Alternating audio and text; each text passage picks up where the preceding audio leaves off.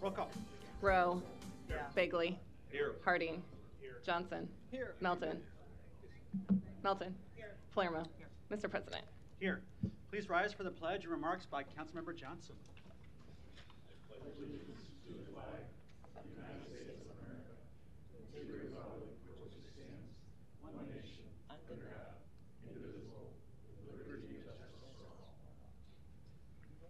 Have a seat.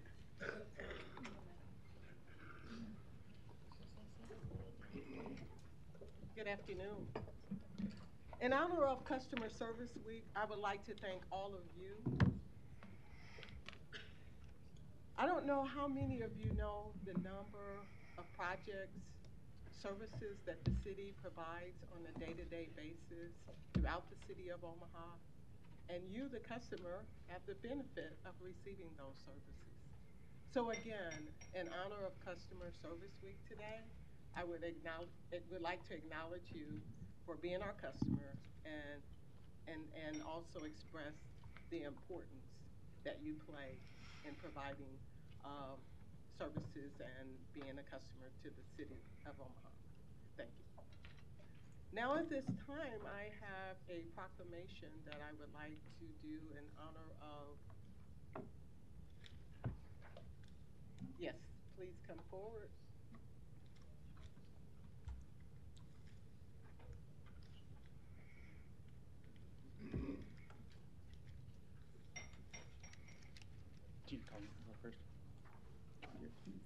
All right. Ms. Johnson, we're just going to have Ms. Butler call the meeting officially to order, and then we'll go into proclamations. So go ahead, Madam Clerk. An affidavit of publication is on file for the pre-council and city council meeting, and a current copy of the Open Meeting Act is posted in a white binder on the east wall of legislative chambers. Then I'll go ahead and just give everybody a welcome here this afternoon, and look forward to having you here and to hearing your testimony on many items today. I would encourage you to turn your cell phones off or at least to vibrate as we get started here. And we'll have Ms. Johnson start with the proclamation. Well, thank you, Mr. President. Sorry for jumping ahead of No problem. of the game there. I guess I was a little bit excited about giving this proclamation that I kind of moved a little bit quicker than anticipated.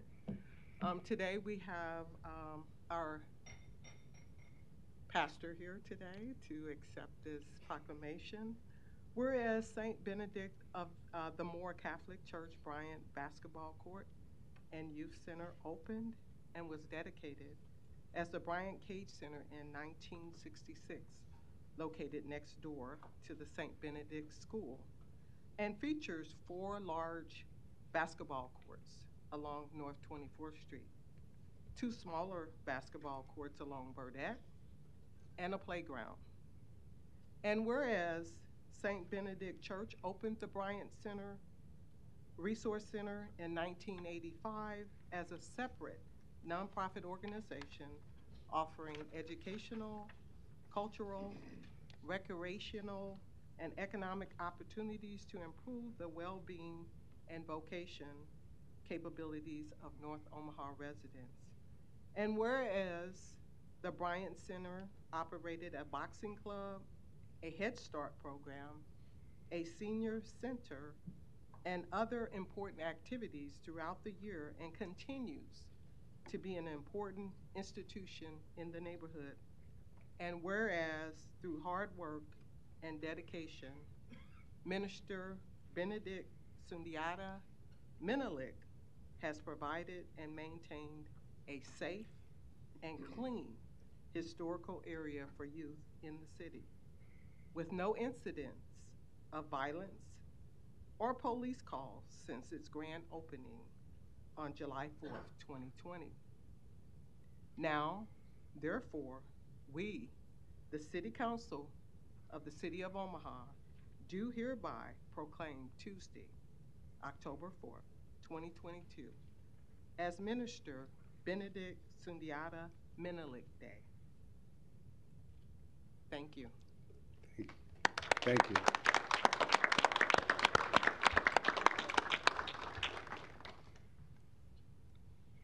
Thank you. I would like to thank Councilwoman Juanita Johnson and the city of Omaha for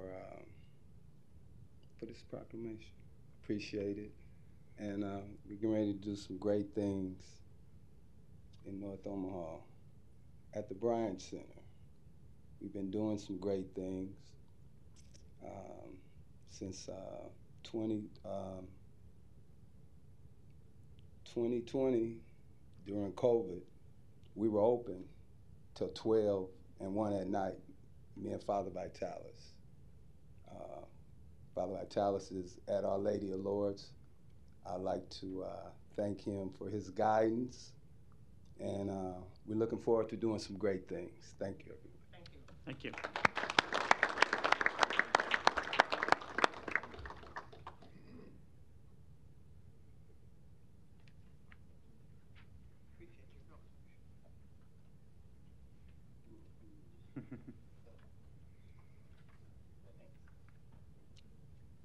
Madam Clerk. Items 6 and 7 relate to the same project and can be considered together for Posh Acres located northeast of 234th and State Streets. Planning Board and Planning Department recommend approval. Item 6, a resolution to approve the preliminary plat with a waiver to section 5399 sidewalks. Item 7, a resolution to approve the final plat.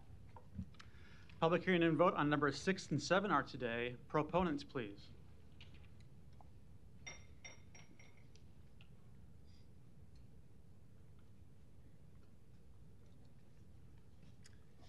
Trevor Veskerna with Thompson, Dreesen, and Dorner, 10836 Old Mill Road. I'm here representing our client Callaway Homes for the preliminary and final plat of Posh Acres. Our client would like to construct a single-family home on Lot 1. I'm happy to answer any questions. Great, thank you. Any other proponents today? Seeing none, any opponents? Public hearing is closed. Motion and a second. Roll call. Rowe. Bagley. Harding. Johnson. Melton. Palermo. Mr. President. Yes. Motion passed 7-0. Items 8 through 11 can be considered together for Coventry located northwest of 204th and Harrison Streets. Planning Board and Planning Department recommend approval. Item 8, an ordinance to rezone this property from AG District to R4 District and R4 District to MU District. Item 9, an ordinance to approve a major amendment to mixed-use district development agreement. Item 10, a resolution to approve the final plat. Item 11, a resolution to approve the subdivision agreement. Public hearing and vote on numbers 8, 9, 10, and 11 are today. Proponents, please.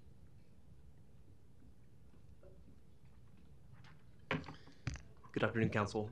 Brian Emmerich with Olson, 2129 South 39th Street. The development consists of 2 lots of multifamily and 1 lot of a medical office building for children's. Here to answer any questions you may have. Thank you. Any other proponents? Seeing none, any opponents?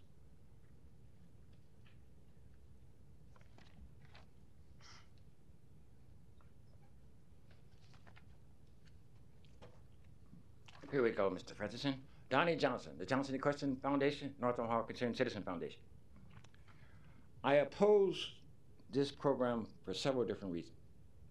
One is that, Ms. Johnson, you're a wonderful councilwoman, but in 1967, I was getting money at Bryant Center, $100 a week at school, and then I went all the way across the ocean.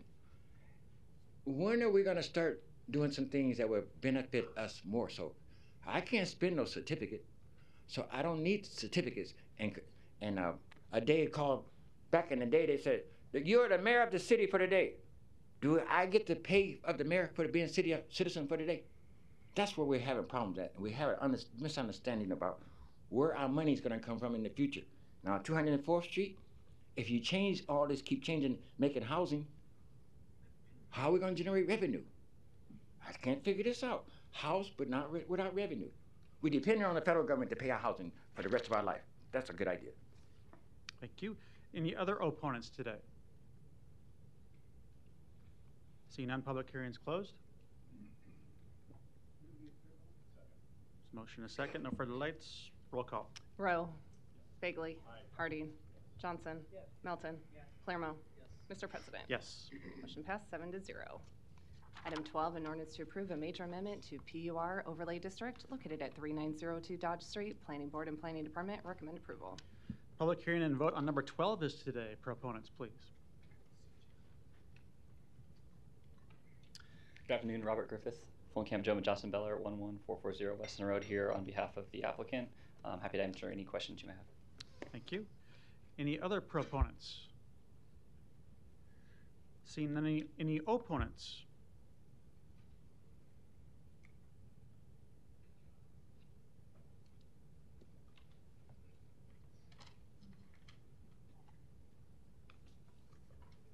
Larry Storr, 5015 Lafayette Avenue, Omaha, 68132. I suppose this is one of those developments where we'll be taking a historic building off of Dodge Street to make room for an apartment with parking lot. You know, some of this is really kind of disturbing to a lot of people that want to preserve some of the buildings in Omaha, not let the developers, which are also sometimes, quite often, our realtors, have them for development and TIF projects. My main reason, it's not on the agenda, but this is going to happen with the North Saddle Creek area. I've talked to a few residents in that new district that is being created for the Larry, purpose. we're talking about 3902 Dodge Street today. And the public just really isn't informed very well. There's not enough transparency in all this. What's going in at 3902 Dodge? You could tell us on this. I don't always have time to read all your documents on the website. Neither do these people here, so they really don't know what you're talking about. Many of them probably don't know what 39th and Dodge looked like, but I do. So I'm opposed. Thank you. Thank you. Any other opponents to number 12? Seeing none, public hearings closed. Mr. Bagley, you're recognized. Thanks, Mr. President. Robert, can you come up for a second, please? Good afternoon. Good to see you. Good to see you. 3902 Dodge Street, that was the Travelodge Hotel, correct? That is correct, yes, it was. And it was torn down and it's been vacant for how long? I want to say at least 10, 15 years. Okay. Which had been some considerable issues with the neighbors surrounding it, so this is currently a vacant lot. Okay, thanks. You bet. I would also just ask you, a previous representative that was here, I think maybe not of the ownership group, but involved in the project, made a commitment to clean up that property in the meantime. I know we're taking steps here to get it redeveloped, which I think is very positive, but in the meantime, it still looks pretty bad with lots of weeds and overgrown grass and things like that. Can you assure us that'll be taken care of in the meantime? Absolutely, that'll be passed along. Okay, thank you. Second, roll call. Rowe. Bagley. Harding. Johnson. Melton. Palermo. Mr. President. Yes. Motion passed 7-0. Item 13, an ordinance to amend the boundaries of the ACI 265 overlay district to incorporate into that district the property located at 7130 Arbor Street. Planning Board and Planning Department recommend approval. Public hearing and vote on number 13 is today. Proponents, please. Seeing none, any opponents?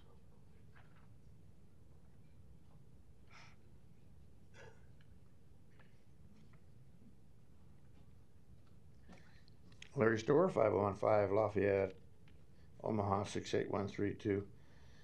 I've been driving around that area a few times over the last couple of weeks, and I'm opposed because, again, I don't think there's enough transparency. This used to be a rather large area with a large water park at 72nd and Grover area. It started out as a very small building for Marriott hotels to supply other hotels. All of a sudden, it's like a 4 or 5 block area, square, oblong, a number of different blocks. All of a sudden raised before a lot of it's even finally approved. So again, not enough transparency. If we're going to build all new hotels and apartments, let's be honest about how much of an area you're going to take instead of sneaking one in every other week after you amend it. Because like today, this is the public hearing where we can have a say.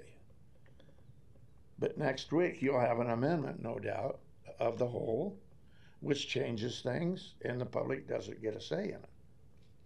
But I remember when this started out as raise the water park and put in a small hotel for MH, which stands for Marriott Hotels, and it was only going to be a small hotel supply building. But now there's probably going to be 3 or 4 more new hotels. going that's- quite a ways east. This is not that property. Thank you. This is Thank you. 7130 Arbor. Thank you for the transparency. Any other opponents today? Seeing none, public hearing is closed. Mr. Harding, you're recognized to clarify the situation, please. Well, thank you. How'd you know I might do that? So it is transparent because it's part of the agenda and the attachments. This is not any part of the former Cocoa Keys site. This was an office building or part of an office building complex on the corner of 72nd and Mercy, which is a little north of maybe the project that was being discussed. And this is being done by Community Alliance. It's or part of the development, I guess, actually to the west of it is Community Alliance. But a great project, not at all what was being discussed. And not only will we not be coming back next week with an amendment on it, we'll be voting on it today. So I'll let Mr. Bagley make the motion since it's in his district. But Mr. Bagley, you're recognized. Thanks, Mr. President. Thanks, Councilmember Harding, for articulating the facts of the location of where this is. And it's going to be a great project in addition to the one that was mentioned on 72nd and Grover Street. So I'll be glad to make a motion to support this today. Thank you. I'll second. Ms. Melton, you're recognized. Thanks, and just for transparency, this isn't a City of Omaha project. All we're voting on is including it in the ACI overlay, which just has to do with the materials that they have to use when building this health center. Is that correct, Mr. Fanslaw? ACI, it's just we're voting on an ACI overlay, correct? Dave Fanslaw, City Planning, that is correct. Okay, it's because sometimes everybody thinks that it's like the city that's building these things. That's what some of the opponents make it sound like. The taxpayers are paying for this and the taxpayers are building these things. We're literally voting on an ACI overlay requiring them to use certain materials for the building that they are paying for, Community Alliance, which I believe is a nonprofit, to provide a health center. So it's really transparent and it's attached to our agenda, which is available online on Thursdays prior to our meetings. So if there's any questions, there's plenty of time to call any one of us to get your questions answered. Thank you. There's a motion and a second to approve. Roll call. Rowe. Bagley. Harding. Johnson. Melton. Palermo. Mr. President. Yes. Motion passed 7-0. Item 14, an ordinance to rescind the ACI overlay district for property located east of 6th and Marcy Streets. Planning Board and Planning Department recommend approval. The public hearing and vote on number 14 is today. Proponents, please. Andrew Reck with Foley Schald, representing the client today. Address 14503 Grover Street. Here to answer any questions. Thank you. Any other proponents? Seeing none, any opponents? Public hearing's closed. Roll call. Rowe. Bagley. Harding. Johnson. Melton. Palermo. Mr. President. Yes. Motion passed 7-0. Items 15 and 16 can be considered together for property located at 1508 Marcy Street. Planning Board and Planning Department recommend approval. B is communication. Item 15, an ordinance to rezone this property from DS District to TOD2 MX District. Item 16, an ordinance to rescind the ACI overlay district for this property. Public hearing and vote on items 15 and 16 are today. Proponents, please. Dan Dozal, Eric Griffin Associates, 3552 Farnham Street. We're the engineers for the job. Here to answer questions. I would like to take a second to compliment again, and I don't think it's said often enough, but the planning board, or the planning department. We do these projects, we meet with them, we get a roadmap to do. They're so helpful. I just wanted to acknowledge that. I know it's been said and thought of, but maybe not said out loud enough, so thank you. Thank you. Any other proponents today? Seeing none, any opponents?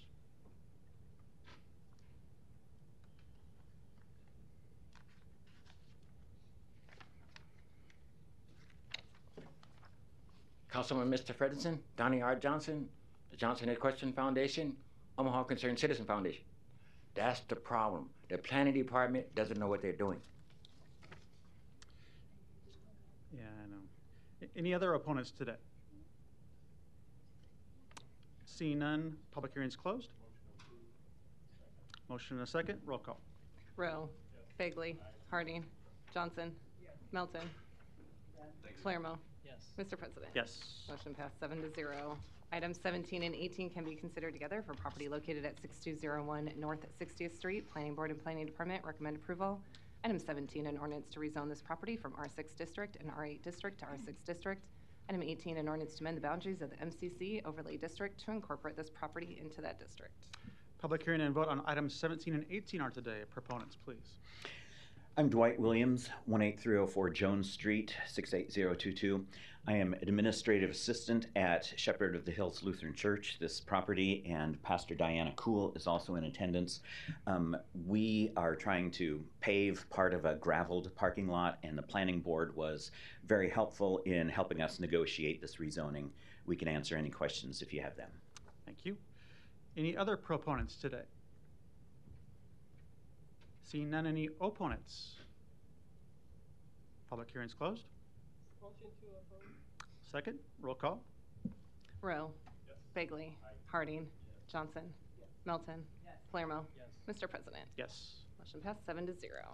Item 19, a resolution to approve the Keyline Building Tax Increment Financing Redevelopment Project Plan located at 319 South 17th Street in amount up to $1,010,093.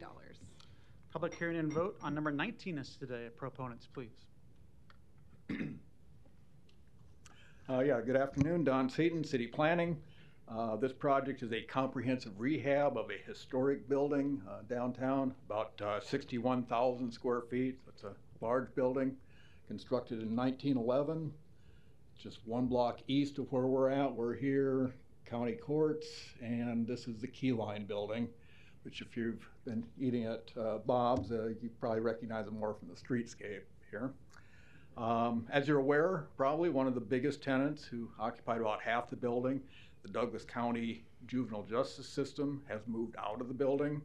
The building needs some attention, and we have Shamrock Development, managed by Mike Moylan, stepping in to make sure that this building remains a vibrant part of our central business district. He's also the developer of the Capital District. Total project investment in downtown is about $6.9 million approximately. They're requesting $1,010,093 in TIF program support. I would note that the project is in the Urban Core Housing and Mobility Plan area. That means that a portion of the TIF revenues will be going towards the streetcar development of the streetcar project. This building is also in an extremely blighted area, designated area, so the TIF term will be 20 years for this project. It's an appropriate land use for the area. Good to see a historic building being fixed up, complies with the city's master plan. We ask for your approval. Thank you. Any other proponents today? Good afternoon again.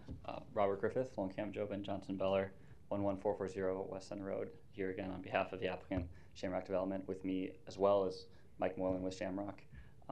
Couple quick things. Thank you, Don, again, for presenting. Great job as always.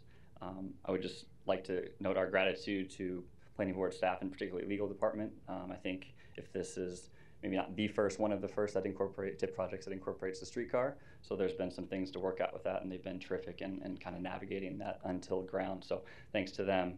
And then also, if there's any concerns among you about Bob's, that is staying, so that lunch can continue on because that is a good spot, certainly around this area. So with that, Mike or myself are happy to answer any questions you have. Thank you. Any other proponents today? Seeing none, any opponents?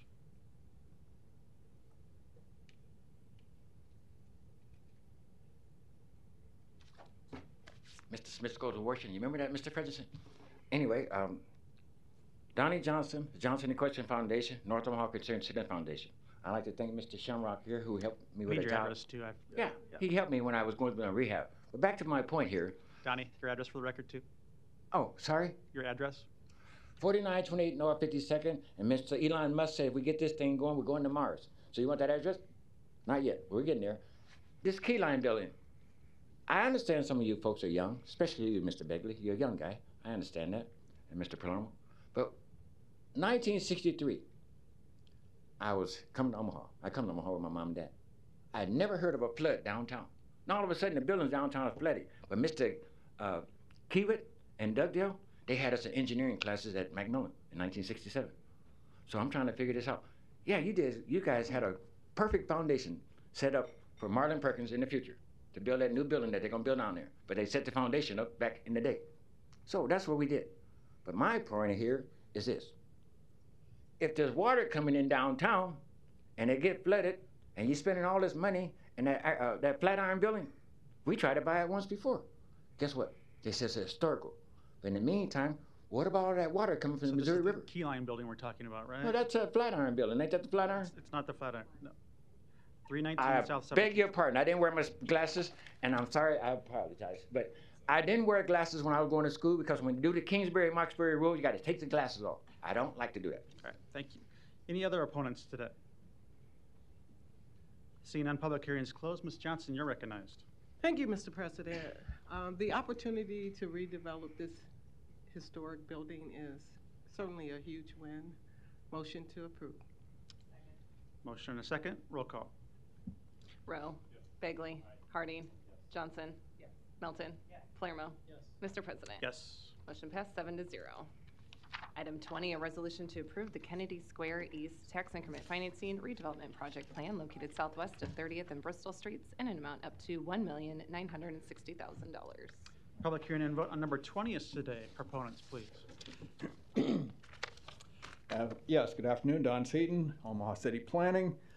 This project is located in North Omaha, just west of the North Freeway, southeast of 30th and Bristol. This is a large 6-acre site currently occupied by the Spencer Homes Public Housing Project, or previously occupied. That project is presently being demolished as we speak, and it's being demolished as part of the city's Choice Neighborhood Initiative, which uses it's a redevelopment using HUD funds.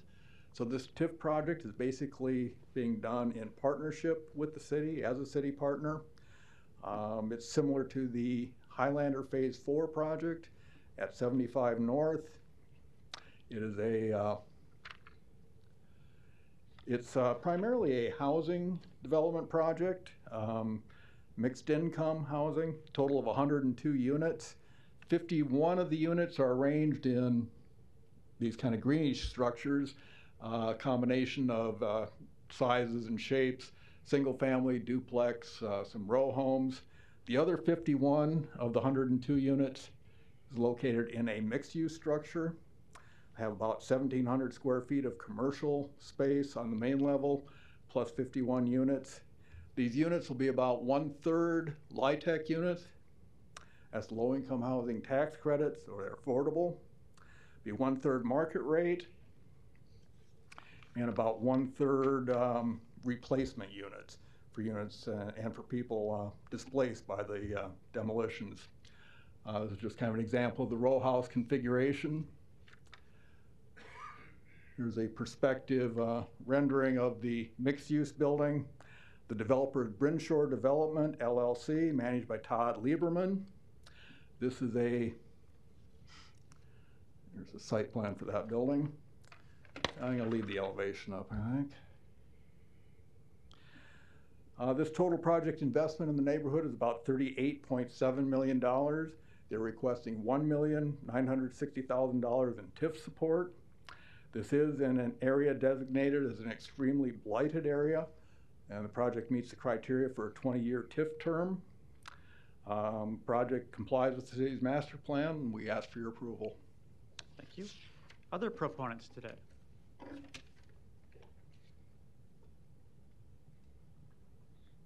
Good afternoon, Joni Poor with the Omaha Housing Authority, 1823 Harney Street. Happy to answer any questions. Thank you. Other proponents? Good afternoon, Sydney Franklin, 75 North, here as a proponent, also here to answer any questions. We're super excited to partner with the city and the Housing Authority to advance this. So thank you for your consideration. Thank you. Mr. Lukash, welcome back. Oh, thank you so much. Bill Lukash, Brinshore Developments. A little odd to say that, but good. 903 South 184th Avenue Circle. Happy to partner with Omaha Housing Authority, 75 North, the City of Omaha, of course, Housing Authority, if I didn't say it already. So thank you very much. Here to answer any questions if I can. Thank you. Thank you. Other proponents? Seeing none, any opponents?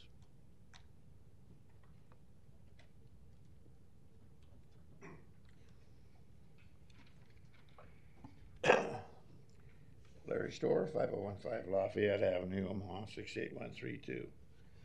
I guess I'm opposed to it because it seems to me like this 75 North is getting a rather large chunk out of Omaha. Everything lately seems to be related to 75 North. But my other complaint again is the lack of transparency about TIF. Oftentimes, the developer or the owner is also a real estate company. They maybe get a break on acquiring property if it's not already theirs. Then they get a break, it sounds like, on TIF. If you read the World Herald and the Omaha Reader magazine, TIF is kind of a break for developers, not for the taxpayers. And nobody wants to refute me when I say that people that live in the area are the ones that are going to pay the higher property taxes. It doesn't make sense to say you're giving the guy a break for 20 years, 15 or 20. Now they're shooting for 25. And then he'll pay for it after that period with higher property taxes. Yeah, there's some revenue taxes coming in during that time, and there's maybe a loan involved, but again, he gets the break on the loan. The people that live in the area maybe don't, and they can't get a loan from the city, and they can't freeze their property tax value for 20 years, 15, whatever you're going to end up with. They're paying a higher rate to start with, but the developer is not. And then comes along the property tax issue. We'll pay the higher property tax because of the development. He won't.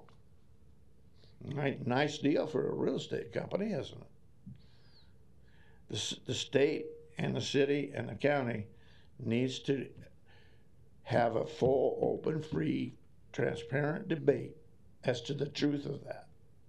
Because I'm only paraphrasing what the World Herald has said and what the Omaha Reader magazine has said. And I do believe Doug Kagan himself said it, that TIF is a break for the city, for the founding fathers, the moneymakers, the 501c3s, the nonprofits, but not for the homeowner. And people like me are maybe leaving Omaha, maybe leaving Nebraska, because you're raising my property taxes beyond the value of my house because somebody in California came in and paid way over an asking price. But you base my property tax on the sale price of that guy up the street that paid 2 or 3 times the actual value of it. That needs to be changed too. Make the tax system equitable to TIF breaks so that we all get a break. Thank you. Any other opponents today? Seeing none, public hearings closed. Ms. Johnson, you're recognized. Thank you, Mr. President. Sydney and Joni, if you could come up, please. Sydney, I would like to give you an opportunity to sell your story about the wonderful things that you're doing in North Omaha. And Joni Poor. And Joni, if you could talk a little bit about the safety things that we've done recently to address some concerns that we had in the area, I would really appreciate that. Thank you. Yeah, so Kennedy Square East is the first phase of 2 phases of redevelopment activity for what's now Spencer Homes Public Housing, which is, as Don mentioned, is being demolished. 75 North is not the owner. We are not the developer in that site. We're a kind of an investor and a partner, what's called a people plan lead. That's a HUD term. We are investing in the stabilization and advancement of the people that are impacted by this choice grant. And so our interest in the success of this project is enormous. We view what we've done in Highlander as the catalyst for this activity. We know that the investments to the south of Kennedy Square East have really paved the way to allow this development to happen and for the city and the Housing Authority to submit a successful application to HUD. While this is going on, 75 North continues to do our thing. The gentleman before me is spot on. We have a lot going that we're super proud of. We are making investments in people and in a built environment, and we're super proud of that. And that's really everything that I would have to say or share is going to come from that lens. It always will. And so we're just really proud of this partnership, and I am hopeful that you will support the advancement of this project. Thank you. Anything else specific to what's going on in Highlander Just North? wanted to give you an opportunity to give I us a appreciate broad that. view there. Yeah. Thank you. Thank you. Thank you. And specifically, you wanted me to talk about some of the safety Yeah. changes? Sure, absolutely. So in early June, we worked along with a contractor called CVR to relocate the last household from Spencer Homes. So we had 111 households that lived there. And as you can imagine, when there is a lot of vacant property, lots of people want to come around and do things that they're not supposed to do with that vacant property, like break in or steal things or do some different things of that nature. So I'm proud to say that it is all fenced in. We have the barrier there now.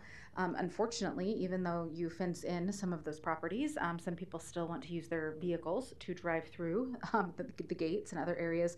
So we actually had to put Jersey wall and some other things in to prevent people from driving through the gates.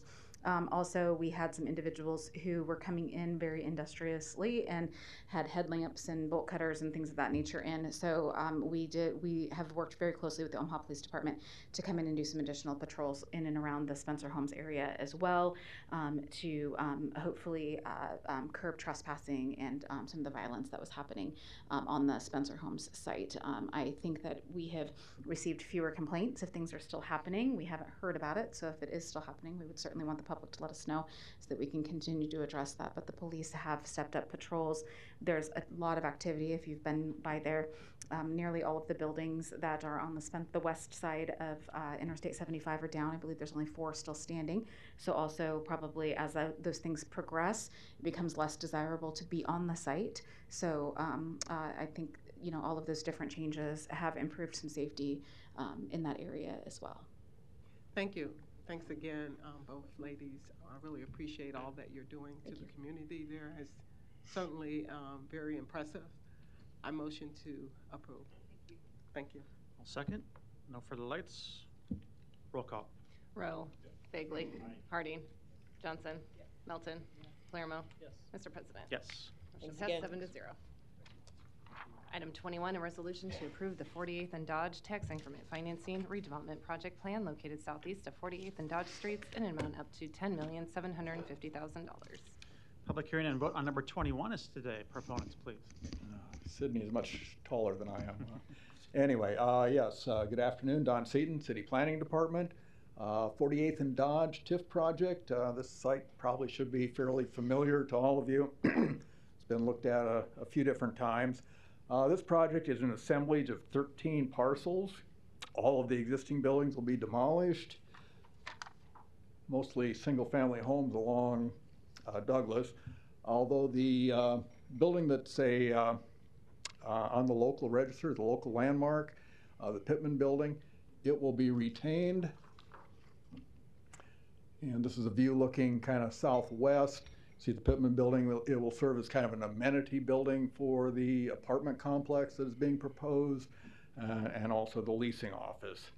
But this will be a new 5-story apartment building. It'll have about 329 1- and 2-bedroom apartment units. There'll be about 303 parking spaces inside the building. It's a view looking east. This project is also providing about $814,000 in public improvements.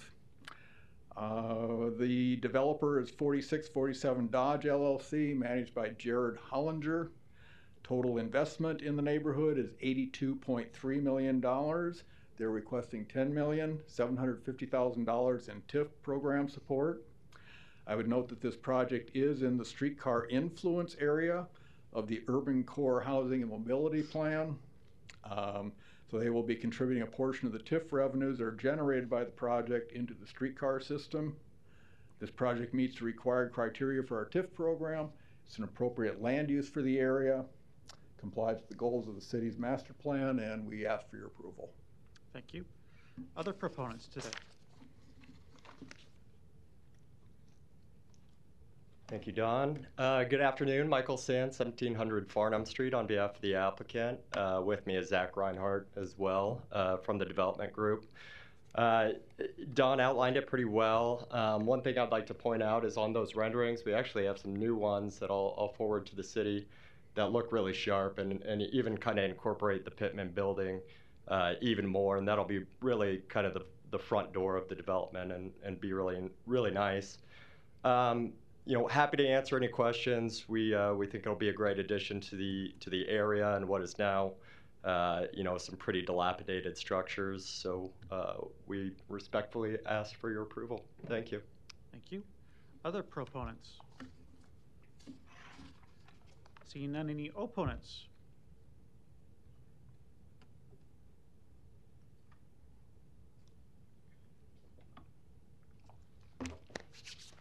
City Council of Omaha, Donnie Johnson, the Johnson Equestrian Foundation, and North Omaha Concerned Citizen Foundation. Is there a story about the Fox Garden at Hen House? I heard about it. So what I'm trying to figure out here is my good friend, Mr. Richard Takechi, God rest his soul, on the City Council. And I asked myself, when he became registered deed, why did all this land keep changing hand and none went in North Omaha Brothers' hand? Me and Mr. Richard Takechi worked on a program in the Old Market when he was city councilman. I told him I was going back to San Francisco to see what's going on with that airport, but in the meantime, he got some things passed. So we used to have 8 meatpacking plants in South Omaha. They're gone. So, Donnie, we're talking about 48th and Dodge, right? Can you get us some jobs like the meatpacking plant provided? Because we're always in this building, and somewhere in the Fox, they told me when I was in hair business, I was a Fox Garden, a hen house. Is this true? Such a story could be made up like that? In the meantime, we don't have any more packing houses. When are you guys going to start creating jobs? Any other opponents today?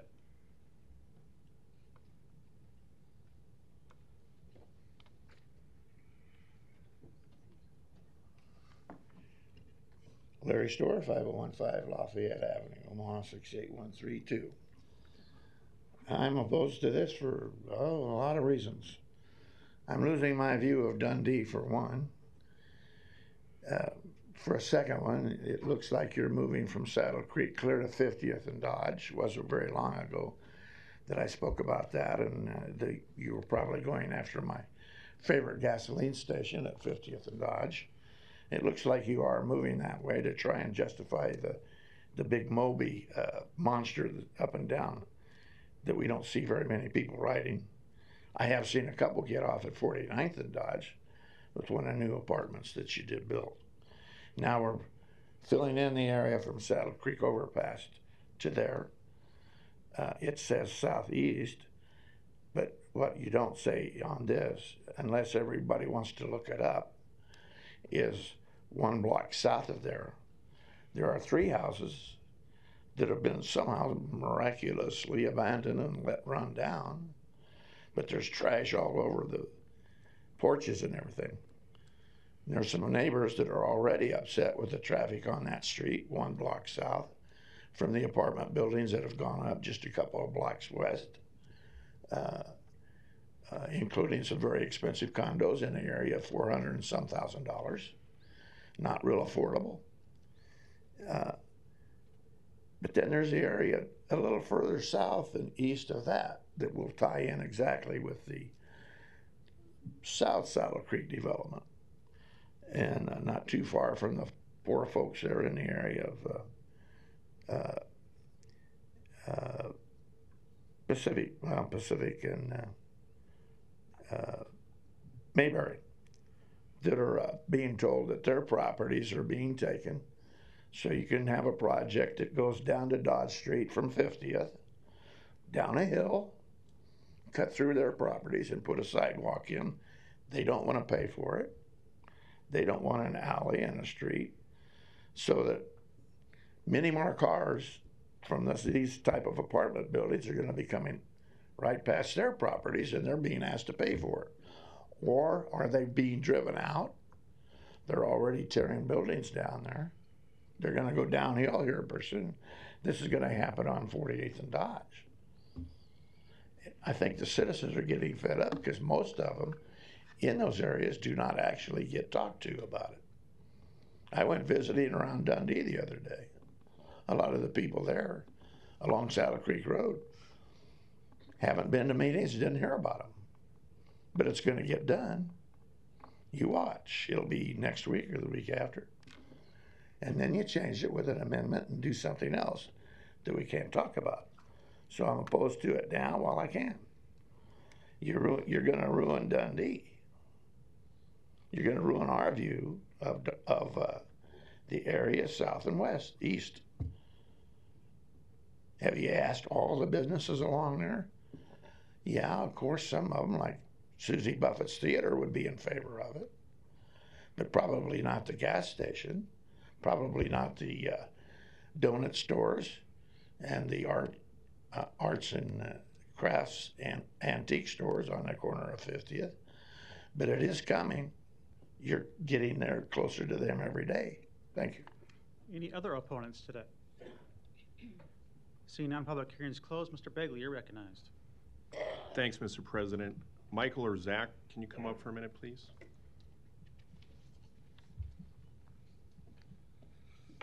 Good afternoon, Zach Reinhardt, Access Commercial, 1303 South 72nd, Suite 209. Good afternoon, Zach. Thanks for coming down today. Can you talk specifically about, so there's 329 units going in here, and I think it gets missed in a lot of these developments where people that oppose it are passionate and it's understood why. But some of the things I've learned on this council are trying to preserve things when developments happen. So Dr. Arthur B. Pittman was the first African-American veterinarian in the city of Omaha. So you and I talked, Zach, and I know we met last year as well to discuss this with others, the importance of trying to preserve the legacy of Dr. Pittman, who was a pioneer in the city a long, long time ago. So you could have torn that building down, but you chose not to. If you could briefly just tell the story of why you thought that you wanted to keep the face of this new development would be led by Dr. Pittman's building. Talk about that for us, please. Yeah, you're absolutely right. We could have torn down the Pittman building. Tearing down the Pittman building probably would have allowed us to build about 30 more units of housing there. That certainly would have helped the economics of a project, but we recognized very early on in this project that at some point you have to make the right decision about historic buildings. And we see the Pittman building as being the front door to our development. Every prospective resident of our project, of our property, will interact with, will encounter, will learn about the history of that building because our leasing and management office will be housed in the Pittman building. That means that if you're coming to check out an apartment or lease an apartment, you're going to come in through the Pittman building. That's the only way you're going to get in. We're going to have a wall of history to explain why it's important that we recognize and preserve a building like the first African-American veterinarian didn't just build this building, but practiced in this building until he retired in 1990. So he practiced in this building for 40 years. It was built late in the 40s. So it's not just a matter of saving something old for the sake of saving something old. It's recognizing that someone made an investment in this area, the same place that we want to make an investment, and honoring that investment that they made that was, quite frankly, historic at the time. Thanks for that explanation. And that's the importance is to preserve and keep that as part of the project. I think that's a great thing that is being invested here with this redevelopment. And also, the long term, you have the streetcar, you got the bus service, the Orbit line, potential a project next down at the Med Center. You can walk to Dundee. You can probably walk up to Blackstone if you want to get a little bit of a hike. There's a lot of great things in this area that the redevelopment, it'll contribute to all these things in a great location. So again, I appreciate the extra work that was put in to recognizing Dr. Pittman, and that wall of history, when you walk into the front door there, it's going to display that, and people will know who Dr. Pittman was because you chose to preserve that building as part of this project and not tear it down. I'll be making a motion to support this today. Thanks. I'll second that motion. No further lights. Roll call. Rowe. Bagley. Harding. Johnson. Melton. Palermo. Yes. Mr. President. Yes. Motion passed 7-0. Item 21, a resolution to approve a major amendment to the special use permit located southwest of 120th Street and Rainwood Road. Planning Board and Planning Department recommend approval. Public hearing and vote on number 22 is today. Proponents, please. Zachary Mahon with SCS Engineers, 14755 Grover Street, here on behalf of the applicant who is also in attendance today. The request before you is to renew the special use permit that has existed for the property since 2008. Prior to this permit, we have also sought and received approval from the Nebraska Department of Environment and Energy to operate a construction and demolition waste debris landfill, which meets the same definitions as non-protrusible. And I'm here to answer any additional questions or just concerns that you have. Thank you. Any other proponents today on number 22? Seeing none, any opponents?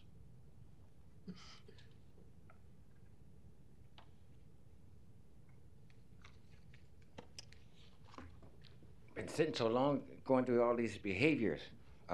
Excuse me. Donnie R. Johnson, the Johnson Equestrian Foundation, and North Omaha Concerned Citizen Foundation. Sir, and gentlemen, ladies, here's a problem we have on this progress. The Black Museum, Mr. Pittman, and all those folks are wonderful. So we're talking about 12221 Rainwood Road, number 22, right? It's all in the same progress of what you guys been doing. No, you have to speak to this particular item. Well, can I ask you a question, Mr. Ferguson? No. Okay, well then, let's go back to, in 21, you talking about? We're on number 22. 22. Agricultural district that you're talking about? I want to make sure because I'm trying to figure out why we keep getting statues. We can't eat them. We can't eat pictures. That's all we're getting. History of stuff we can't eat or use. This is a special use permit for number 22. Another picture of an African American that we can't eat or sell? Is that what you're finna sell us? No, that's not okay. it. Any other opponents on number 22? Seeing none, public hearing's closed. Ms. Melton, you're recognized. Oh, thanks. Sir, if I could just have you just reconfirm something for me really quick. Could you just make sure you say it on the record that you're only using this for a landfill and you won't be doing anything else at the landfill? So the applicant is and does intend to use it as a landfill. As part of those operations, to maximize the value of the landfill, they do divert market viable recyclable materials from the landfill and stockpile those for movement off-site. Well, I think that's good. That's good for the environment. I just want to make sure there's no crushing of concrete or anything industrial going on there. Correct. So I believe you're making reference to some communications we have had with the planning department regarding the crushing of concrete. We did take, or they do separate concrete debris from the landfill, and we had a mobile crusher on site. The planning department communicated to us that their interpretation of the code is that that's not an allowed activity. Once we were informed of that, we ceased operations, and that concrete crusher is off-site. And we certainly have been and intend to comply with planning department and work on only using the property for approved uses. Okay, thank you. No, I appreciate that. Yep. Thanks for putting that on the record. I appreciate it. No further lights. Is there a motion? Motion and a second. Roll call. Rowe. Bagley. Harding. Johnson. Melton. Palermo. Mr. President. Yes. Motion passed 7-0. Item 23, to consider a Class CK liquor license for Two Fine Irishmen located at 18101 R Plaza. Public hearing and vote on number 23 is today. Proponents, please. Good afternoon, members of the council. My name is Scott Lautenbaugh, 16407 Taylor Street. I'm the attorney representing the applicant and Mr. Longcourt here, the manager. This is an existing license. This is just a transfer to new ownership. We'd be happy to answer any questions you might have. That's great. Thank you. Any other proponents today? Seeing none, any opponents?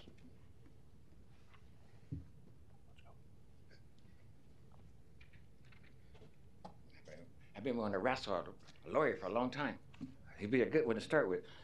Yes, sir. Donnie R. Johnson, the Johnson and Question Foundation, opposing more liquor license versus us creating jobs. So you guys, who screwed up the meatpacking plant? Oh, I take that back. I apologize. Mr. Steve Rosenblatt told me before he left and moved to Arizona, he said, Donnie, I feel sorry for the first African American on the city council. I'm glad you didn't win, and Fred Conley did, because I like you. But in the meantime, we need to start looking at this process of what Marty Schuler said. Let's create some jobs, because who's going to pay for all this stuff? And guess what I found out the other day when I was walking the street? This guy came here from New York, but he actually said he was from Mars, and a guy got shot 44 times. They're living on our street. We want some land so we can protect ourselves from these people that's coming from Mars. Or is that true story about the police that some guy was shot 44 times? All right, Donnie, we're talking about a liquor license on number 23. I think he had some liquor. That was a problem. Okay. Any other opponents on number 23? Public hearing's closed. Mr. Rowe, you're recognized. I'd like to make a motion for approval. Motion and a second. Roll call. Rowe. Yes. Bagley. Harding. Johnson. Melton. Palermo. Mr. President. Yes. Motion passed 7-0. Item 24, to consider a Class CK liquor license for Chinchorro Boricua located at 3018 South 32nd Avenue. A's Communications in opposition. Public hearing and vote on number 24 is today. Proponents, please.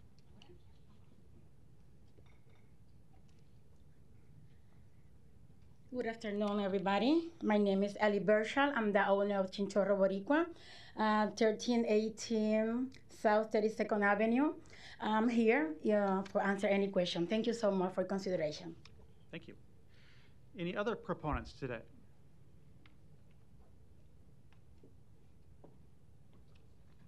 My name is Chevy Kozacek, and I own a small business at 3050 South 32nd Avenue. I am the Skin Studio South. It's a little day spa, and we are very much looking forward to having Ellie in the neighborhood with us as far as the small businesses that are developing there. A lot of my clients and my neighbors and my friends in the neighborhood and the Field Club neighborhood seem to be looking forward to Ellie opening up the restaurant as well. So, Great. Thank you. Thank you. Other proponents? Seeing none, any opponents? Public hearing's closed. Mr. Palermo, you're recognized. Thank you, Mr. President. I will say we spoke about this earlier today, hopefully in favor. Obviously, that area that you're moving into is very unique and a tradition for a lot of us in the neighborhood. So I'm certainly going to wish you luck, and when you're open, I'll make sure I drag some colleagues down your way to enjoy. Motion to approve. Thank you so much. Motion and a second. Roll call. Rowe. Bagley. Harding. Johnson. Melton. Palermo. Mr. President. Yes. Motion passed 7-0. Thanks. Item 25, to consider a Class I liquor license for Canara located at 120 Regency Parkway, Suite 124. Public hearing and vote on number 25 is today. Proponents, please. Mr. President, Councilman, I am Cynthia Epstein. I'm the attorney for the applicant. My address is 11516 Nicholas Street, and they are opening a Indian restaurant in the Regency Shopping Center and are applying for a liquor license that we would request your approval. And if you have any questions, let us know. Thank you. Thank you. Any other proponents that want to speak today? Seeing none, any opponents? Public hearing's closed. Motion and a second. Roll call. Rowe. Bagley. Harding. Johnson. Melton. Palermo. Mr. President. Yes. Motion passed 7-0. Item 26, to consider a liquor license addition application for Horseman's Park located at 6303 Q Street for a temporary casino building. Public hearing and vote on number 26 is today. We have the proponent by Zoom, Mr. Falson. We'll get you off mute here in a second. Try that. Good afternoon, Mr. President, members of the council. Hopefully you can hear me fine. Mark Falson, 1128 Lincoln Mall, Lincoln, Nebraska, appearing on behalf of the applicant, Nebraska Horsemen's Benevolent and Protective Association. This is for an existing license. It's simply an expansion or an addition, if you will, for a temporary building we're constructing in the infield for purposes of a casino operation. Great, thank you. Any other proponents today? Seeing none, any opponents? Public hearing's closed. Second. Motion and a second. Roll call. Rowe. Bagley. Harding. Johnson. Melton. Palermo. Mr. President. Yes. Motion passed 7-0. Thank you.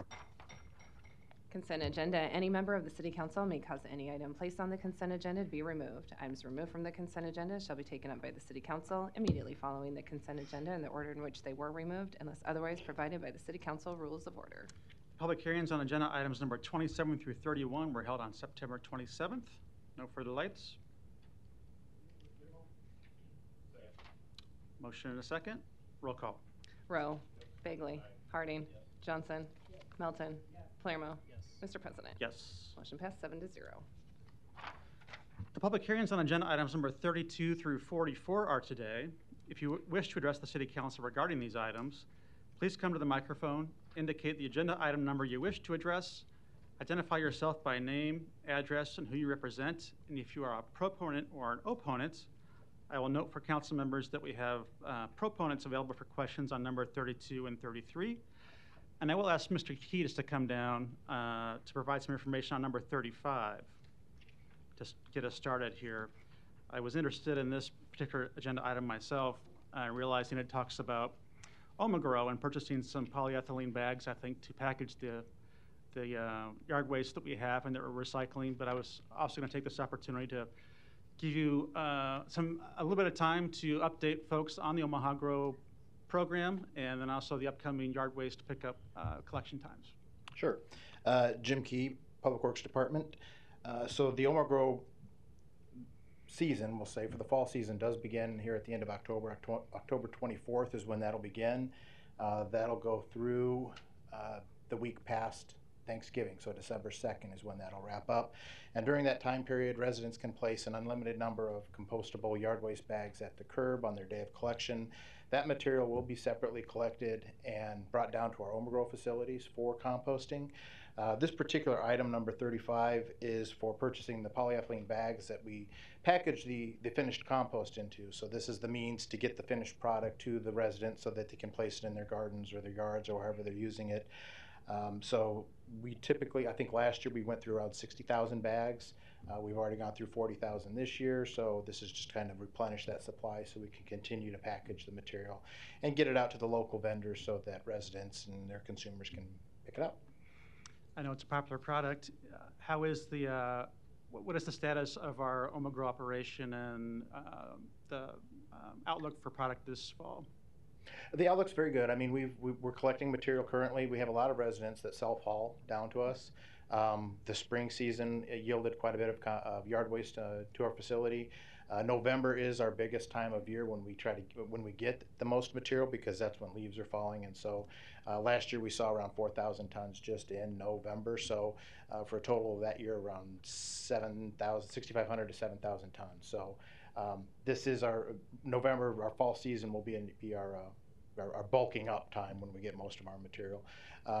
We've had to we've changed a little bit our procedures to modify the amount of material that we're getting in. We are seeing less than what we had previously because of our redeveloped program, but we're still creating a viable compost. We're still meeting the nutrient levels that we're putting on the packaging so that people know when they pick up the compost, it is, the nitrogen, phosphorus, potassium percents are still the same, and they can still use that product how they had used it in the past. Great. And the site in Sarpy County is still viable and operational going for the foreseeable future, right? Absolutely. They're still bagging and still creating compost. Great. Thank you. Any other proponents or opponents to 32 through 44 today? You finished there, Shirley?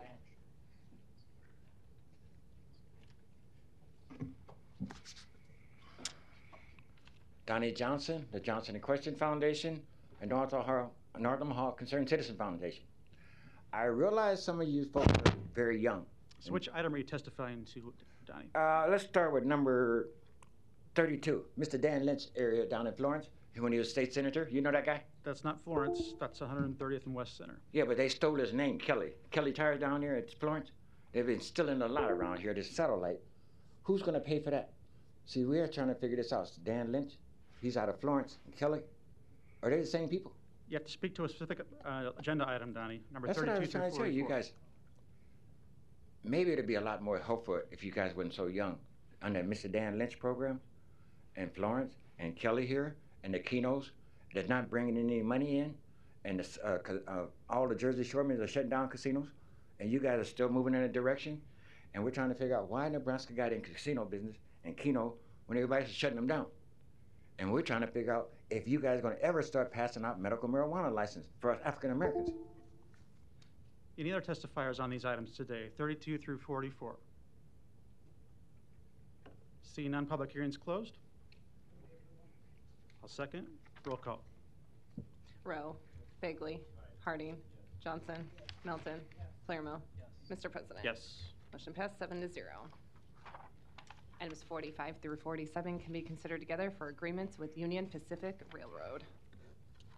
Public hearing and vote on items 45, 46, and 47 is today. Proponents, please. Seeing none, any opponents? Public hearing's closed. Motion and a second. Roll call. Rowe, Bagley, Harding, Johnson, Melton, Palermo. Mr. President. Yes. Motion passed 6-0. Johnson abstains. Item 48, a resolution to approve the reappointment of Lavanya Goodwin as a member of the North 24th Street Business Improvement District Area Board to serve a 3-year term from November 26, 2022 to November 25th, 2025. Public hearing and vote on number 48 is today. Proponents, please.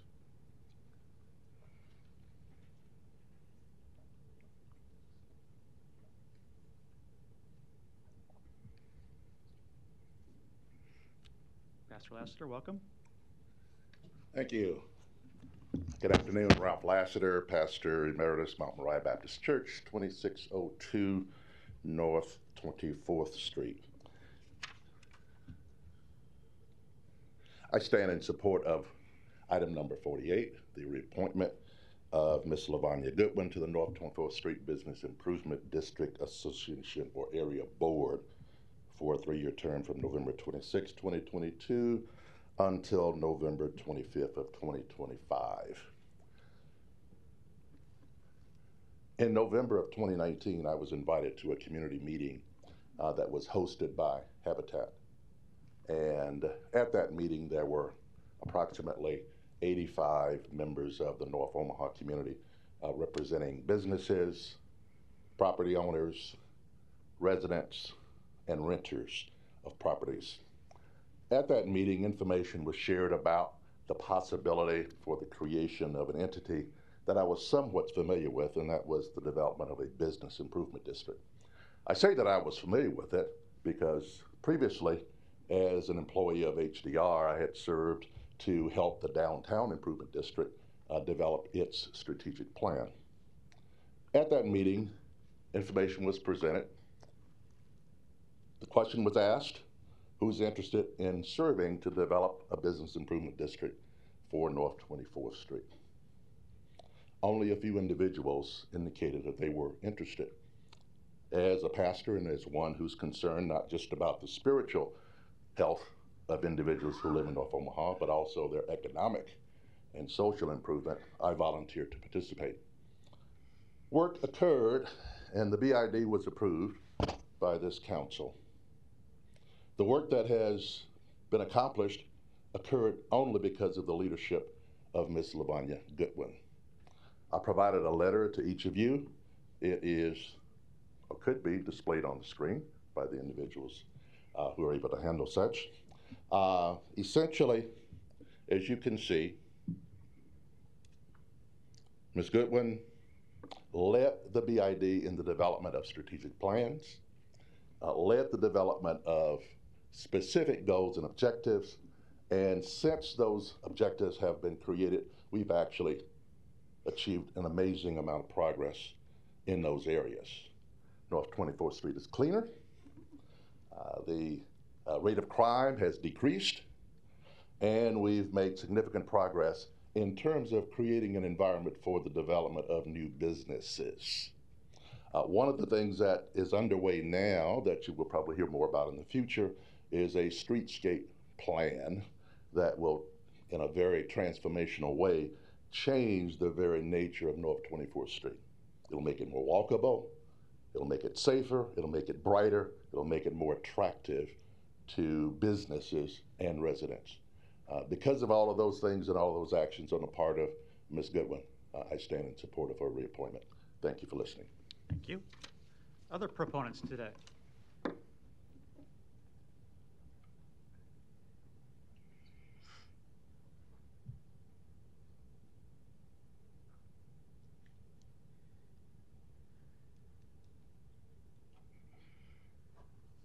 Good afternoon, members of the council. Ben Swan, 3515 Hawthorne Avenue.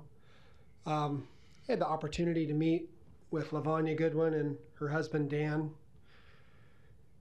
around 2019, maybe even 2018. And in the last 3 to 4 years, I've seen somebody who's one of the most tireless workers and volunteers, and somebody who puts themselves out for litter pickup, for holding herself and her family to a high standard in an area where a lot of people just write off North 24th Street in North Omaha and say, hey, this is the way it's been, this is the way it's going to be. She holds everybody to the standard that she holds herself, which is uncomfortable for me and for other people sometimes. But she puts herself out there. There's a lot of people in North Omaha with dreams and aspirations who are doing good things. She's one of them who's just been tireless and deserves to be reappointed, has got an incredible amount of momentum going for the BID, is bringing in other people who want to participate in this and be a part of this improvement. And I'm just thankful to be one of those people that helps support her.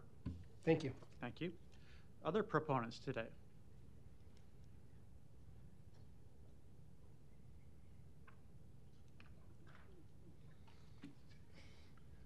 Donnie Johnson, the Johnson and Question Foundation, North Omaha Concerned Citizen Foundation. In 1973, I met this young man who was going to Iowa State, Mr. Dan Goodwin, and my son who went to Iowa State playing football. And he gave up a career to help his community. So I think I know very much about him. I'm not so sure about his new family life, but I know he was an outstanding young man at Central High School, Mr. Dan Goodwin Jr. here. I believe that's him.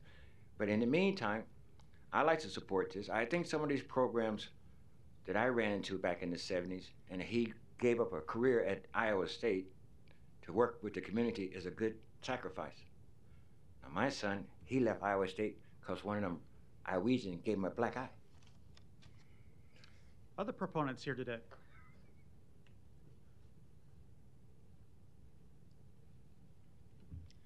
Daniel M. Goodwin Jr., 3116 North 24th Street, and Lavanya Goodwin's husband. But I'm here today to speak from a different perspective as her husband of almost 30 years. Due to courtesy of COVID, I'm able to firsthand, because we both work from home in the same space, I'm able to have a ringside seat to see her passion, her dedication, and commitment to the community and the excellence for the BID. Each and every one of you, if you had such a citizen in your district or a constituent in your district, you would love to have someone like Lavanya Goodwin, because as has already been pointed out, she is tireless, she's passionate, and above all, she's a person of integrity. So please support her in this continuing leadership of the 24th Street Business Improvement District. Thank you for your attention. Thank you. Other proponents for number 48? Seeing none, any opponents? Public hearing's closed. Ms. Johnson, you're recognized. Thank you, Mr. President. Ms. Goodwin, if you would come up, please. Thank you.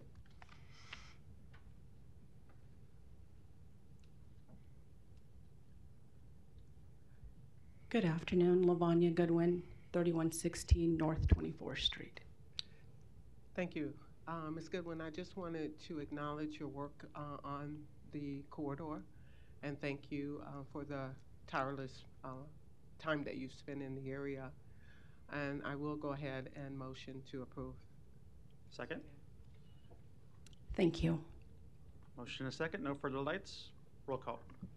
Rowe. Bagley. Harding. Johnson. Melton. Palermo. Mr. President. Yes. Motion passed 7-0.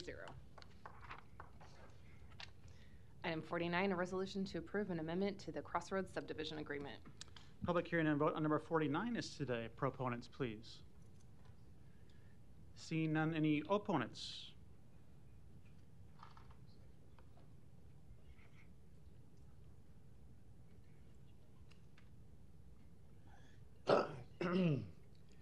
Larry Storr, 5015 Lafayette Avenue, Omaha, 68132. I haven't had time to do a lot of research on this. I don't quite understand who the master property owners are. But as I drive by that often on both sides, Dodge and Cass Street, I wonder about the property owners just across Cass Street to the north and going west from 72nd. Are they included in the master property owners, or is this only business people that are master property owners? I remember seeing Lockwood Development all over the place out there. And by the way, I've also noticed that there's very little activity going on. So I wonder what's going on with it. Doesn't tell me very much on the website. The attachment doesn't. But I see a lot of people kind of standing around out there kicking their toes in the dust. A little bit of dust down on the far west end of it. A couple of great big holes there yet. It's been a long time since this was passed, and a long time since things were started. I think the public has a right to know why it's progressing so slowly, and are the other TIF projects going to progress this slow? I see a couple of them, the people have withdrawn their applications. I wonder how many people have withdrawn applications. And now I'm facing maybe one only just a couple of blocks from me on Saddle Creek. Yes, there's some things there that need to be cleaned up. This is Crossroads, Larry, and I'll give you an update here in a second. Thank you, Mr. Festers. All right. Any other opponents today on number 49?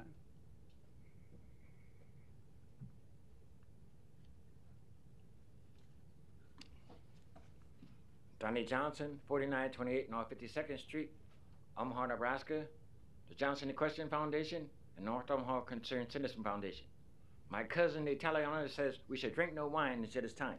Now, back to 72nd Street, Mr. Brenstadt, and I was teaching over there. That's why you was right, Mr. Fredrickson, when you said it's going to take a little time to fix 72nd and Dodge.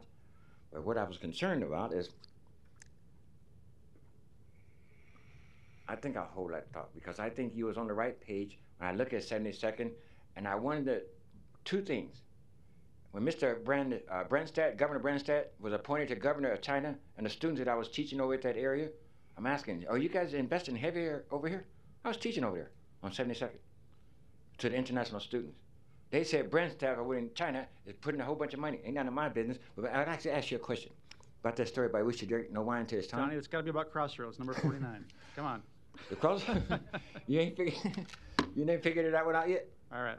Okay, I'll say that the next time, sir. All right, thank you. Any other opponents today? Public hearing's closed, so a quick update on Crossroads itself. This is the agreement that amends an agreement for the subdivision plan that's already been approved by the City Council. And if you've been by Crossroads recently, you'll know there's massive development happening there every day right now with construction by the development team who's proceeding as intended and as previously approved several months ago. There will be more documents coming to the City Council by the end of the year to continue that massive development, which I think is a very positive thing for the community and certainly for my district and certainly for the surrounding neighborhoods. All this does today is correct some language that allows for 3 speed bumps to be installed on 74th Avenue into the neighborhood as was intended and as was previously discussed by this council in the public hearing, and by which the developer is strongly in support of as well. That's it. I can't motion, but I'll take a motion. Thank you. There's a motion and a second. Roll call. Rowe. Bagley. Harding. Johnson. Melton. Palermo. Mr. President. Yes. Motion passed 7-0. Item 50, an ordinance to approve a street name change in the Hamptons addition to change N Street to Lakeview Street. Public hearing on number 50 is today. Proponents, please. Seeing none, any opponents? Public hearing is closed. Item 51, an ordinance levying a special tax assessment for condemned buildings or structures, group number 2022-01. Public hearing on number 51 is today. Proponents, please. Seeing none, any opponents? Don, are you a proponent to 51? 51, sir? Are you in support of this item? I'm supporter of the City Council of Omaha, and good luck all the work you guys are doing. Okay, thank you. We're on opponents now to number 51. Any opponents to 51? See none, public hearing is closed. Item 52, Brink Building Group appeals the rejection of their bid from September 14th, 2022 for OPW 53425 Mercy Road over Papio Creek Bridge Rehabilitation Project. This is a bid rejection appeal. We'll take the comments from the company who's appealing. Name and address for the record, please. Good afternoon, distinguished members of the City Council. My name is Mark Rood, 7509 Trumbull Avenue with Brink Building Group. I am here this afternoon to appeal the Brink Building Group rejected bid for project OPW 53425 Mercy Road over the Papio Creek due to Brink's failure to include Brink's EEIP plan in its supporting bid documents. Brink has become aware of this error and has submitted the necessary EEIP items with this letter for further consideration with Jared Anderson. Brink Construction was a low and successful bidder despite the circumstances mentioned here. The city engineer's estimate was $629,000. Brink's successful bid was under this estimate. The next lowest bidder was $708,000, which would require all bids to be disqualified, and the city would need to rebid the project to meet the City of Omaha engineer's estimate. It is my hope that you are able to accept Brink's bid and allow Brink to perform this project. With my deepest apologies, I hope you reconsider Brink's bid and accept it for this project. Thank you for your time. Thank you. We'll now take a perspective of the city. I think it's probably the Public Works Department, or is the Law Department that wants to speak to? Okay. I see Ms. Tippy Pierce there in the audience. And then we'll see if council members have questions. Heather Tippy Pierce, Public Works. As is our usual practice for large projects like these, we do include in the bid form a checklist of items that are required with the bid. That did include information to the bidders that an EEIP was a required document as a part of the bid. Brink's bid was submitted without that EEIP per our specification in the ordinance. We therefore rejected the bid and support the denial of this appeal. Thank you. Ryan? Ryan Wiesen, Assistant City Attorney. I'll also add just briefly that the relevant code section that is applicable here is Omaha Municipal Code Section 10-160.2, paragraph A, which states in relevant part, any bidder submitting a bid to the city for a contract as defined in subsection 10-160.1, subparagraph B, shall submit contemporaneously with the bid. So this requires the submission of the EIP plan contemporaneously with the bid. It does not allow the EIP plan to be submitted after the fact. Okay. Thank you. Council members, Mr. Palermo, you're recognized. Ryan, don't go for it. Thank you, Mr. President. So, because we don't have an electronic bidding system, I've become besides the law department, the foremost expert on section 10-110, which is the rejection of bids, unfortunately. So, Ryan, that was a great thing you had up there on the OMO, but there was one part that I had a question about that you didn't go far enough into. And what it says is, if the department director decides to reject all bids because the bids received are over budget, or because circumstances have changed, the department director shall send written notice to all bidders that the city is not proceeding with the award. What I thought I heard from Mark Rood, was that the engineer's estimates, he was the only bid below that. So can you tell me if that's true or not? Ryan Weiss, Assistant City Attorney. I don't have the knowledge of specifically what the engineer's estimate was or what the other bids were. I would say, though, that with respect to your comment about what else is in Section 10-110, is that that does permit the department director to reject bids if everything is over budget. I would say that there is a difference between what is budgeted and what the engineer estimates the project will cost. Section 10-110 also does not mandate the department director to reject bids if all bids are submitted over an engineer's estimate or over what is budgeted.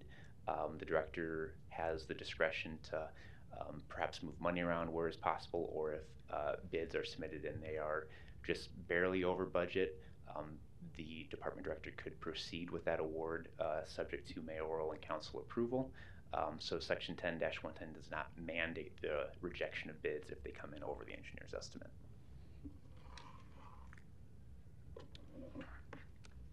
Okay, well, thank you for that. But it also doesn't determine if there'll be a change order on the bid, which would take it drastically over. As we know, we see quite occasionally, including with agenda item number 37 today, where we have a change order on a bridge repair, similar to this, for over $200,000 more. So it really makes me think, when we talk about the engineer's estimates, and if the director has the authority just to spend the city money as he wishes, then what would be the purpose of rolling out of the contracts and trying to figure out what we should pay as a city? So we know we can pick Section 10-110 apart. We have. We've been right here with the majority of us on the council picking this apart. And if you don't believe me, go ahead and pull it up. We made changes back in 7/20/21 when we had a company in front of us that submitted a bid, and because of the lawyers they had with them, we changed this section. So I can read it and I appreciate it, and I totally understand how you're trying to explain it to me. But the bottom line is, it depends on how you view this section, and it depends on if you want to change it tomorrow, because we can do that. We've already shown that.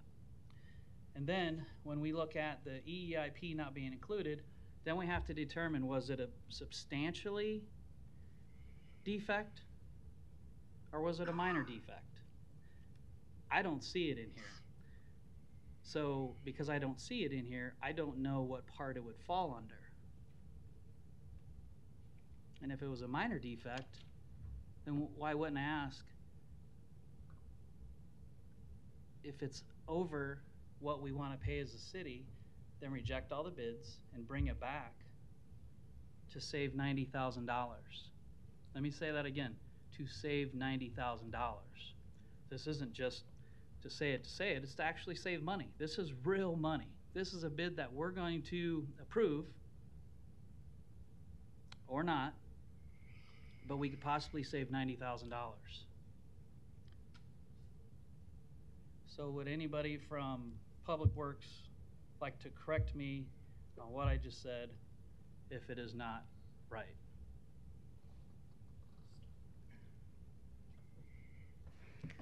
Ryan Weiss, Assistant City Attorney. With respect to the Public Works Department, who may want to clarify answers to your questions on the budgeted amounts or the amounts that the respective bidders came in, I would like to clarify just a couple of things with respect to Section 10-110, the rejection of bids. The first instance is when there is any reference to a correctable error in this section. It relates to bid rejections as determined by the bid opening committee. There's a difference between rejections by the bid opening committee, which look at bid security and bid bonds, and therefore that language about what is a correctable error with respect to bid security is present for rejections made by the bid opening committee, but those references to correctable errors are not made earlier in the section, the first paragraph, when it refers to rejections made by department directors. So language pertaining to correctable errors are specific to rejections made by the bid opening committee, and that's different from rejections made by the department director. With respect to section 10-110, it does state for sentence that the city reserves the right to reject any or all bids for any city purchase or contract. So when a bid is rejected for failing to meet specifications or failing to meet other requirements that are set forth by ordinance, that authority is permitted and allowed and given to a department director in this instance. And I'll turn it over to the Public Works Department to answer your question with respect to specific dollar amounts about bidders in this instance. Okay, one more question for you, Ryan, please, before we go to Heather. So, I understand this section again. So, because the EIP could be read, depending, shall, will, won't, as a minor defect, could I change this code to have that part put in there, to not have it apply when a bid is less than the other bids? You know, could we change this code to then accept this lower bid? Yes or no? Ryan Wason, Assistant City Attorney. It would be the Law Department's opinion that the provisions relating to inclusion of the Economic Equity and Inclusion Plan is not a minor defect, and it is not permissive for the council to waive it. With respect to your question about does the council have the authority by ordinance to change section 10-160.2 or section 10-110, yes, the council does have the authority to request a new ordinance be drafted after 3 readings and approval by a majority of the council and the mayor.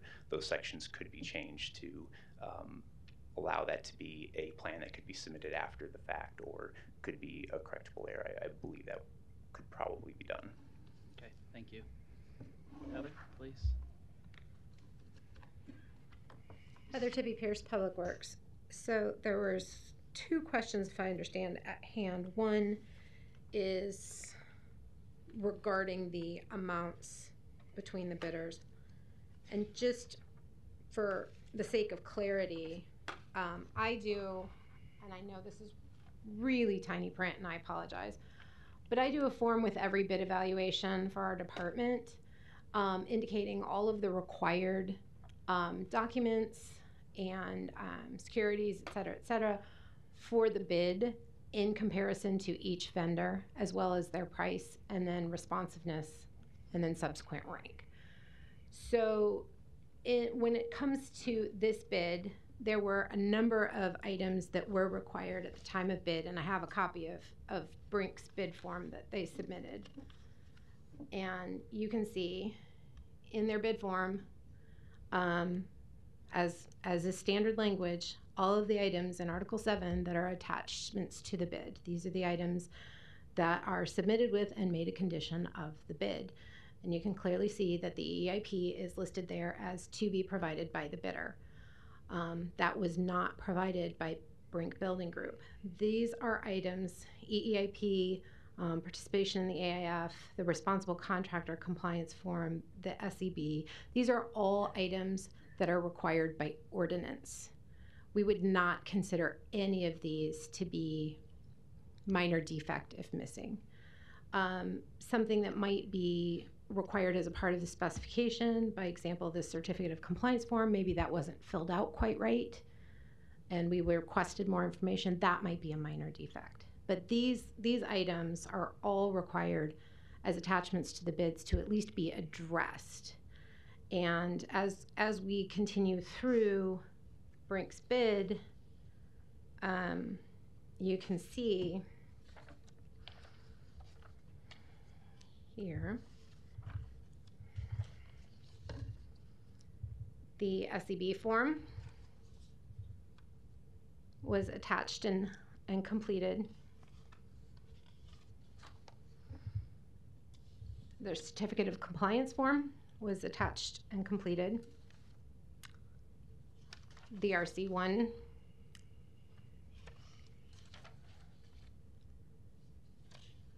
the apprenticeship incentive, AIF. And when we come to the EEIP, we put a fly sheet in there reminding the vendor that they are to attach their fully completed narrative. There is nothing. So in that evaluation process, and as I denoted on that spreadsheet I showed earlier, we found that to be non-responsive to the specifications and the ordinances. That's why we rejected them. We as a department understandably are concerned, and if we move forward, we'll have to figure out the difference, but the other vendors in this bid did remit all of the required documents. And in order to keep a level playing field, we had to keep that in consideration in the rejection of this bid. Okay, thank you. Do you have a list of the bids we received for this project, OPW 53425, that you could show me on the overhead?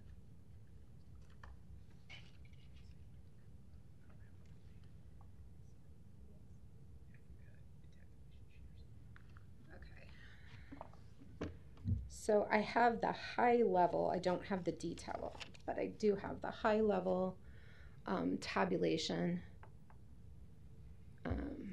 And I keep a copy of this. This is similar to what you would see on the purchasing department's website that showed that total as of bid opening.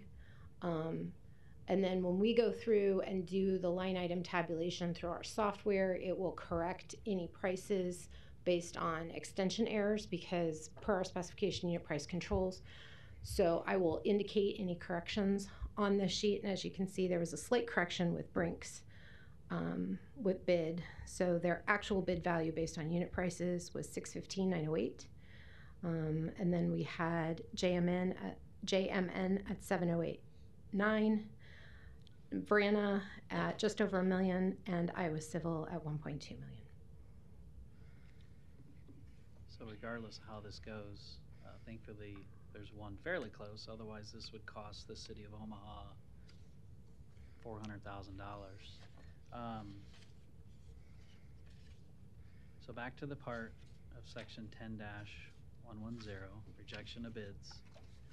I understand that the director is not required or mandated to reject all bids, but that person certainly could.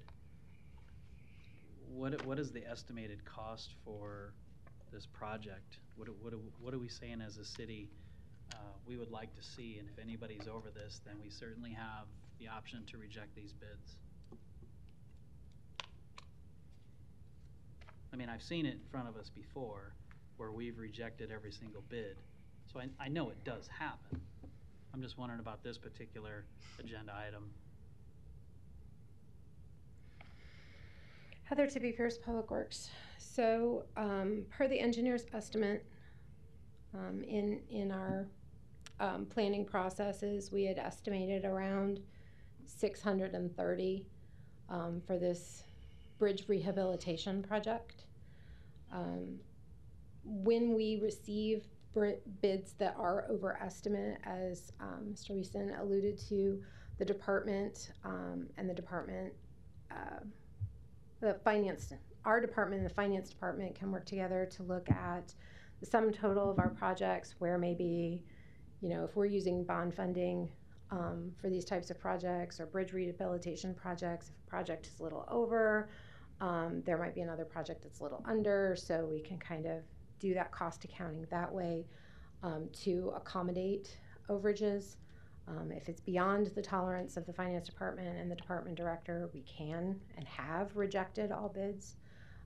So as we go forward with this evaluation, the first step was determining responsiveness, and then we can go back and take a look as far as award recommendations. Okay, thank you.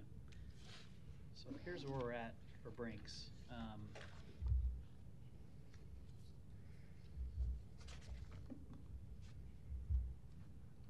Sure would be nice if you had put that EEIP in, Mark, when you're supposed to, even though I consider it a minor defect, maybe even better, a correctable error, because what I've read in the emails is we actually do have it in hand as a city of Omaha now.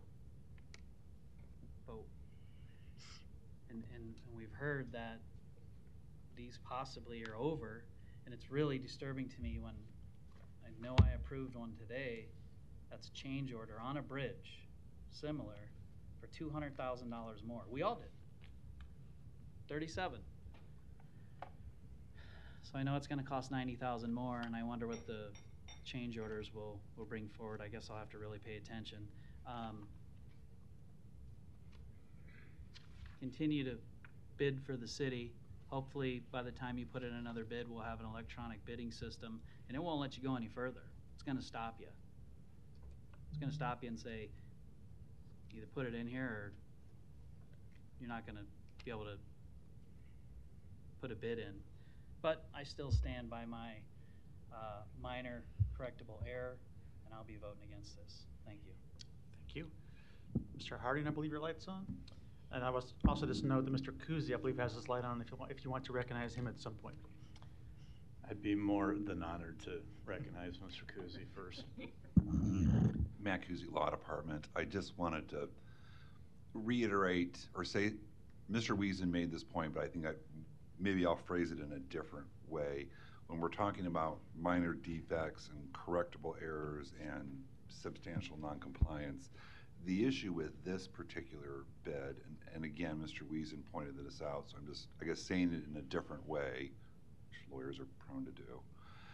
The ordinance, a separate ordinance, it doesn't say may or anything like that, it says shall. So if an EEIP is not submitted at the time that the bid is turned in, it shall be rejected. There's no wiggle room on it, it has to be rejected. The previous ordinance that was being referenced, 10-110, talks about minor defects, and minor defects were, as Mr. Palermo alluded to, was the bid bond security with a company check that occurred approximately a little over a year ago with that incident. This type of error isn't listed as a minor defect. It's a flat out no, it has to be rejected if this is not included when the bid is turned in. If the council were to grant the appeal, I think that, I guess, kind of catch-22 that would happen would be it gets referred back to the department, but the department, Public Works, would be back in the same situation of when the bid was turned in, there's no EEIP, so the bid would have to be rejected again because the code prohibits it. So again, that's all things Mr. Wiesen said. I just thought I'd take another stab at explaining it in my way. Thanks, Mr. Kuzi. So along those lines, a couple comments, and that was what I was in part what I was going to say, is that the EEIP is by ordinance not a minor defect, and it shall be a reason for rejection. Another point I was going to say is that, and I wanted to make sure what we're talking about here today is really just the bid rejection appeal, and talking about maybe the difference in prices, which are all kind of interesting and appropriate conversations to have, but not necessarily on subject to this. But I will go down that road a little bit further in saying that this is just the bid rejection appeal. When the actual award of the bid comes to us, we could vote as a council or as an individual on the council. You can vote to not accept that, to not award that work, and that is a separate process than what we're talking about here. So I mean, some of these conversations we're having, my point is, some of these conversations we're having about the pricing and things of that nature might be more appropriate when we're talking about the awarding of the bid, because what we're really doing here, again, is just the bid rejection appeal. And when we start going down the rabbit hole of hypotheticals and change orders and, Brink's and by the way, no relation, Brink and any other group could have change orders. It's not just those other than Brink might have change orders. So again, I think it's dangerous to go down some of those hypotheticals. And again, going back to the engineer's estimates, if we feel, if the department director and the department felt that it was something to go ahead with, but we as a council or individuals as council members can voice a different opinion when that award comes to us, assuming that if the bid rejection appeal is denied. One other caveat, and completely, again, not necessarily related to what we're talking about here today, but I assume there's a little concrete work involved in this project, and I would caution us to, if we're looking at it, what the bid estimate might be, or the engineer's estimate might be today versus when this was originally looked at or calculated, there is a cement shortage, which is a component of concrete. There has been, and now, especially with some of the natural disasters that have occurred in the last week, I think cement's going to be rationed even more. So, but again, we can make that decision as a council or individuals as a council, individuals on the council, when the award for this contract may come to us at some future point. Thank you. Ms. Milton, you're recognized. Thank you. And I just want to we keep calling it EEIP, but it stands for Economic Equity and Inclusion Program. And if we want to lay this over, and I mean, Ms. Johnson and Mr. Palermo would want to change the ordinance so that the Economic Equity and Inclusion Program is not a requirement, which is required by Section 160, that could be done. But right now, it's a special requirement aside from Section 110. So unfortunately, it's a legality that can't be argued around because minor defects are found in 110. This is a requirement under 10-160. So we would actually need to withdraw that. I have a feeling that the Human Rights and Relations Department would not be very favorable because I think they find that the Economic Equity and Inclusion Program is extremely important to the SEB program. So I guess if we would be making a statement today as to, and by the way, this may be, and Mr. Festerson, correct me if I'm wrong, but in all the years that we've been on here, in 10 years, there had to be at least 10, if not more of these. Could be more around 20 that we've had to reject because it wasn't included. So this would be the first one that we haven't. So we've set a precedence in following our own ordinance, which is actually what we're required to do when we take our oath as city council people. We're required to actually follow the law that has been set by prior councils and our council. If we don't like the law, then we need to change the law. So that's what I'm saying. If you don't like it, then we need to change it. But right now, the EEIP is considered something extremely important. It's not considered minor. It's not considered minor by the Human Rights and Relations Department.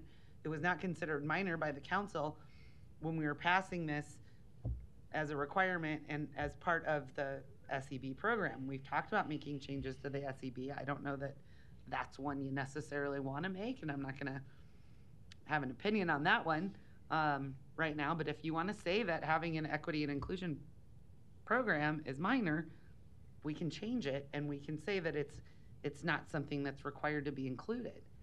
I agree, once we get the electronic bidding, we won't have to have these anymore because I absolutely hate it. I've hated every one from the very first one that we had to deny that I think Mr. Palermo may have been even before your time.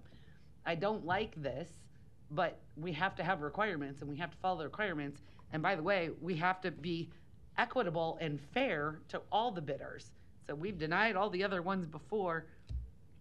I can't imagine saying, well, in this case, we're going to make an exception when we've never made one before. And I think it puts the city in a very difficult legal position. Mr. Kuzy, am I wrong on that? Matt Kuzy Law Department. When a bid rejection such as this is done and it changes the circumstances of the bid award, that can subject the city to liability from a lawsuit. Thank you. Thank you, Mr. Palermo. Thank you, Mr. President. Sometimes you got to clear up what you say because things are just said and it's spun out of context. So I'm going to clear that up. Not against or willing to take out the EEIP as part of this. What I said was, it's now been delivered. We now have it, which means at the opening of bids, it would have been, to me, minor, not saying if they never included it that we should accept this. See, sometimes people just get up here and talk, and then that's the gospel, and that's just not the truth. What I said was, we now have it. It was turned in late. So I would never be for approving a project that didn't have it. And when we talk about following the law, we didn't follow the law. Because this council went against the law department's recommendation not to approve something. And it changed everything from here on out. And that's why I've been so vocal about this. Because we do have the right. We could bring this up for 3 readings, and we could say, hey, if you put in your EEIP after the bid opening and everything's correct on it, we're still going to take it. And we could approve that as a council. Law is going to say no, just like Law said before, but 4 people voted against the law department, which changed everything. That's the truth. That's on the record. Thank you. Thank you. Mr. Harding. There's a motion, a second to deny the appeal. No further lights. Roll call. Rowe. Yes. Bagley. No. Harding. Yes. Johnson. No. Melton. Yes. Palermo.